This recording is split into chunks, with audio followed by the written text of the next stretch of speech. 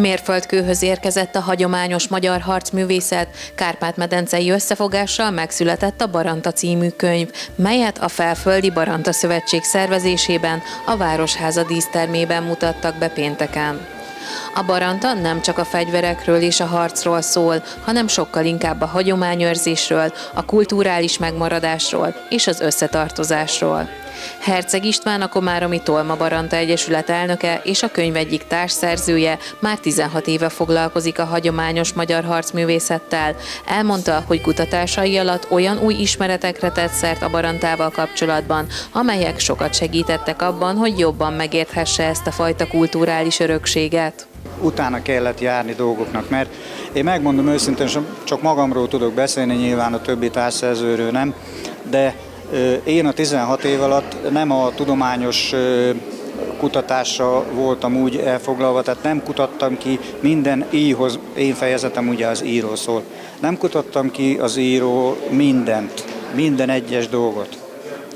De most, hogy föl lett adva ez a fejezet nekem feladatnak, most nagyon sok, örülök nekem, nagyon sok új ismeretet is szereztem még én magam is a 16 év után, hogy tényleg mi minden kellett ahhoz, hogy például a magyar íj újra életre keljen. Ugyanis ezt a magyar íjat, ezt szó szerint a föld alól hozták vissza, egyetlen egy példánya nem maradt meg az idők folyamán, csak a sírokba lehetett a leleteknél megtalálni, és volt nekünk egy Csé-Sebestyén Károlyunk, egy régész, aki fölfedezte a sírba az eltűnt magyar íjnak a lenyomatát, a csontlemezeket és egyéb lenyomatait, és lerajzolta milliméter pontossággal, és rekonstruálta a rajzot, és volt egy másik ember, a dr. Fábián Gyula professzor, ő a Gödöllői Tudományegyetemnek a professzora is volt, vezetője, és ő pedig nekiállt és létrehozta, megcsinálta fizikálisan a Csé-Sebestyén Károly tervei, rajzai alapján,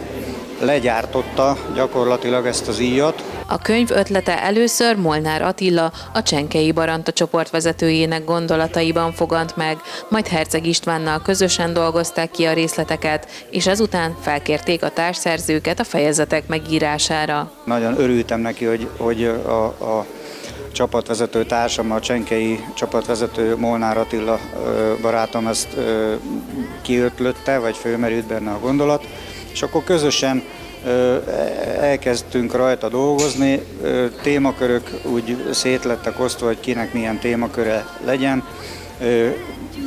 Hát igyekeztünk így a régebbi bútordarabokat megszólítani, hogy kik írjanak bele.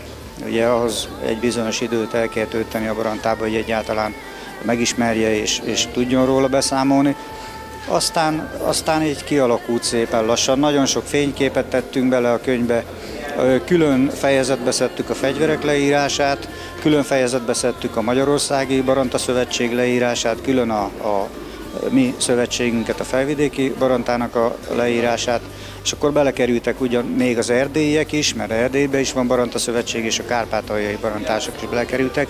Tehát így lehet azt mondani, hogy ez egy kárpát-medencei összefogás tulajdonképpen az összbarantának, ami a Kárpát-medencében megtalálható jelenleg, annak minden egyes képviselője hozzátette ehhez a könyvhöz az ő részét, és ezért merem mondani, hogy még ilyen könyv nem jelent meg a barantáról, és talán nem túlzás azt mondom, hogy ez egy hiánypótló könyv. A könyv eleje a baranta eredetéről szól részletekbe menően. Ezen felül 7 tisztán magyar eredetű fegyver úgy, mint a karikásostor, az íj, a bot, a fokos, a szabja kaptak külön fejezetet, mert a felvidéki barantások annyira ragaszkodnak a magyar hagyományokhoz, hogy a Nyugat-Európából származó harcászati eszközöket, például a páncélt vagy a másfélkezes kardot nem is használják az edzéseik alatt sem. Továbbá a ruházat kialakulásáról, mintáiról, funkcióiról is sokat megtudhatnak az olvasók. Körülbelül 20 évvel ezelőtt erősen felívelőben volt a barantázók száma és közössége, akkor több mint 5000 taggal is büszkélkedhettek, ám mára megfogyatkozott a számuk, nagyjából 500-an lehetnek.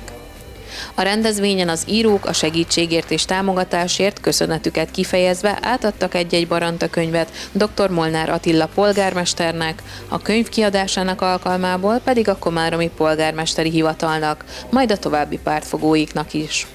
Az unikális és hiánypótlónak mondható könyv jelenleg a komáromi Tolma Baranta Egyesületnél érhető el.